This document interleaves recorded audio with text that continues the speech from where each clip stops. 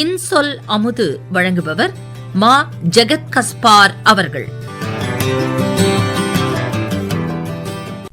அன்பு இனிய நண்பர்களே, இந்த உலகம் இனியது, இந்த உலகின் மனிதர்கள் நல்லவர்கள், நீங்கள் நல்லவர்கள் என்பதாக கடந்த பகிர்தல்களில் பதிவு செய்து வந்தேன். இன்று நான் பதிவு செய்ய விரும்புவது, இந்த உலகம் நல்லது, நாமெல்லாம் நல்லவர்கள் என்பது மட்டுமல்ல, அதையும் கடந்து இந்த உலகம் முழுமையுமே ஒரு அழகான கண்ணுக்கு புலப்படாத ஒரு உறவு பிணைப்பு, ஒரு உறவு பின்னல். மதியமோ அல்லது இரவோ உணவு வேளையின் போது ஒரு கணம் தியானம் செய்யுங்கள். ஒரு பிடி சோறை கையில எடுத்து வச்சுட்டு கண்ணை மூடிக்கிங்க.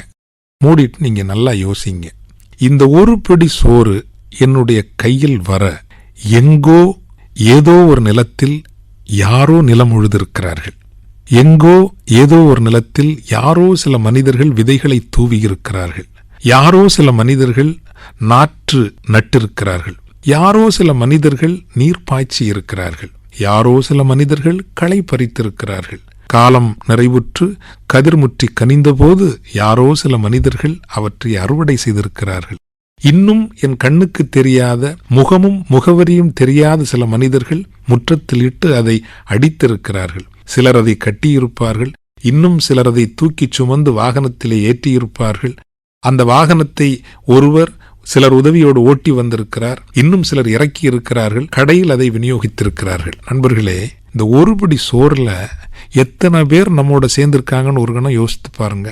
நீங்க சொல்லலாம், நம்ம காசு கொடுத்தானே வாங்குறோம்னு. காசு கொடுத்து இவ்வளவு விஷயத்தையும் நம்ம வாங்க முடியாதுங்க. நம்முடைய வாழ்வின் ஒவ்வொரு விஷயத்திலும் எத்தனையோ மனிதர்கள் நமக்கு தெரியாத வகையில் இணைந்திருக்கிறார்கள்.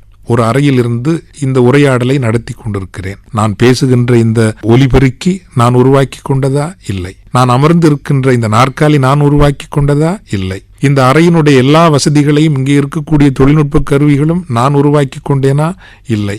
இப்படி உங்கள் வீட்டையே நீங்கள் சுற்றி பாருங்கள். உங்கள் வீட்டில் இருக்கக்கூடிய மின்விசிறியாக இருக்கலாம், அல்லது ரெஃப்ரிஜரேட்டராக இருக்கலாம். ஒவ்வொன்றையும் எடுத்து பாருங்கள். நாம் நலமாக வாழ்வதற்காக எத்தனை மனிதர்கள் உழைத்திருக்கிறார்கள், எத்தனை மனிதர்களினுடைய பங்களிப்பு இருக்கிறது.